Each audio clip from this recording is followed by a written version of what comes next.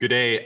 Today we're just acknowledging that we're meeting with Vanessa Genier of Quilts for Survivors. Vanessa, how are you? I'm great. Busy, but great. Great. And so this interview, we're going to be talking about National Day for Truth and Reconciliation, which of course each year, September 30th, marks that day, the Day for National Day for Truth and Reconciliation. We know, of course, that this day honors the children who never returned home and survivors of residential schools, as well as their families and communities. So there are going to be some public commemorations. We at the Chamber are going to be doing a lot of education pieces, including sending out a message to our members.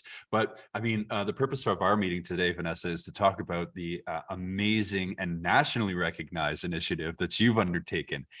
So can you tell us a little bit about Quilts for Survivors? It's a very simple concept. We make quilts and we send them to survivors of residential school. And we've sent them all over Canada and some into the US because they also had schools there. And we've sent over 2,000 quilts. We've been running for about 15 months, almost a year as a federally registered nonprofit organization. And the feedback that we're getting from the survivors and from their loved ones just makes it all worthwhile for sure.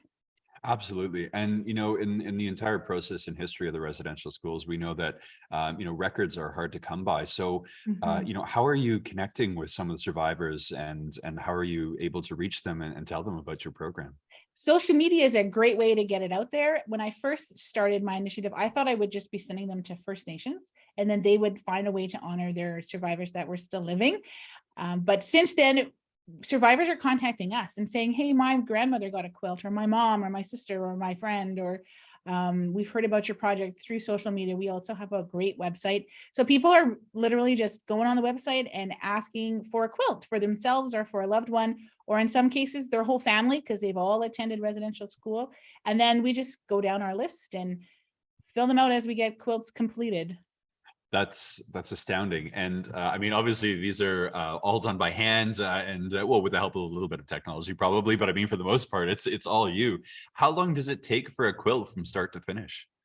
Well, that depends on the intricacy of the quilt. Because different, like the quilt behind me, there's 13 or 14 different blocks in there. So you have to cut all those pieces, then sew them back up together, and then sew those blocks in rows and things like that. So a quilt could take 20 hours from start to finish, but it could also take 100 hours.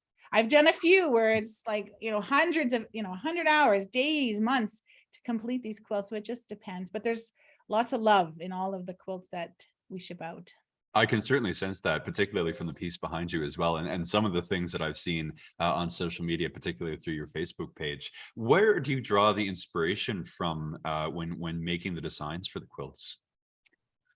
Usually it's just a fun pattern that I wanted to try. A lot of our quilts are made by people not in Timmins. So a lot of our quilts are made by other quilters across the world, really, because we've received donations from other countries. And it's just whatever inspires them. We do have a few restrictions on fabric that we don't want them to use. So we don't use any religious fabric or any travel or any school related fabric. And that has come directly from survivors themselves. And it really, as long as the quilt doesn't have any of those things in it, anything goes. And it really is up to the creator of the quilt to just work on that and do something fun. The ones that I've made are usually just a pattern that I want to try out, and then I get to do that and then send it Well, off to someone, because I can absolutely. only have so many quilts in my house. So No, this is this is well, you never know, but that's true. but it's amazing to know that particularly the survivors or their families can have a hand in part of the consultation and creation of it, with your guidance, of course. And out of curiosity, you started as I don't know, a humble initiative, but has your team grown? How many are helping you now? Well, our Facebook following, we have almost 8,000 people following us on social media, and we have, we have guilds. So we have guilds. I don't know how many people are in every guild, but some guilds have 20, some have 60. We have hundreds of people helping us make the tops and the blocks, or contributing in other ways if they're not quilters. A lot of people have sent monetary donations or donations of thread, and just, going into a local shop and buying some fabric and shipping it to us. So that's all needed for sure. Absolutely. And you know what, on the topic of guilds, I know that we talked about some national recognition previously. So tell us about what's been coming through the pipeline.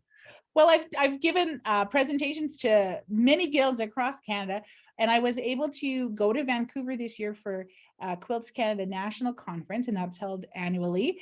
And I was able to go to Vancouver, and all my volunteers in Vancouver were from BC, so I didn't have to bring anyone with me. There was just people like, "We'll help you. You're coming." And it was just great. And we were recognized during the opening by the now former president of Quilts Canada.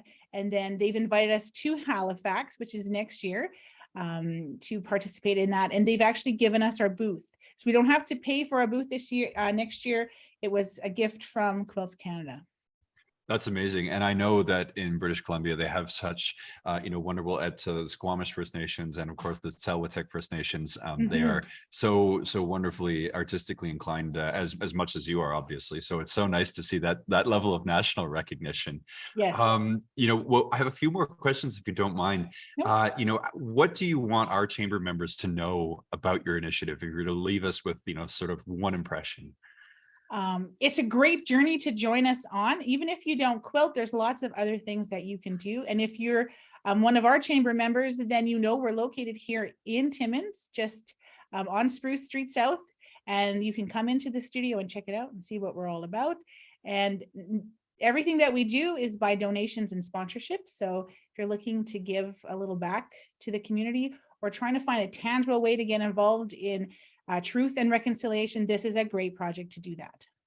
That's excellent. And I know that, a lot of non-Indigenous people are trying to understand new avenues and conduits to really be, walking the path together. So this is a great initiative that a lot of people can get involved and get tangible with it as well. For you sure. mentioned, and we also, on our Facebook group, we also provide teachings. So I'm Cree, I'm from Missinabie Cree, and I share teachings that I have.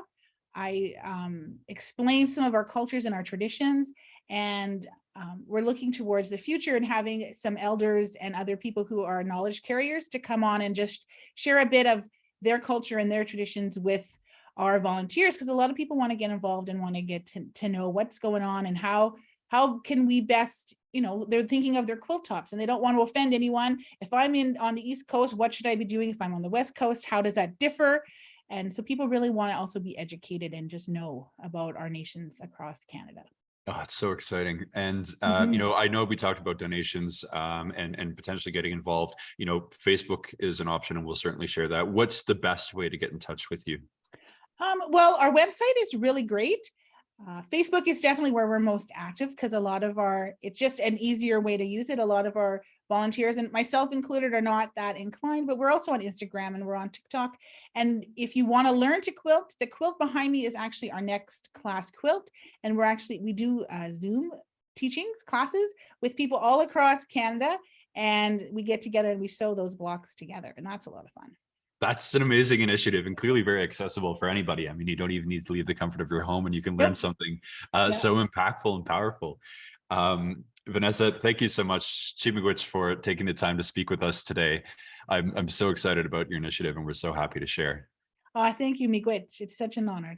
All right. And please, enjoy the celebrations and proceedings of the National Day for Truth and Reconciliation. The Chamber is looking forward to learning all that we can and sharing with our members as well. Thank you.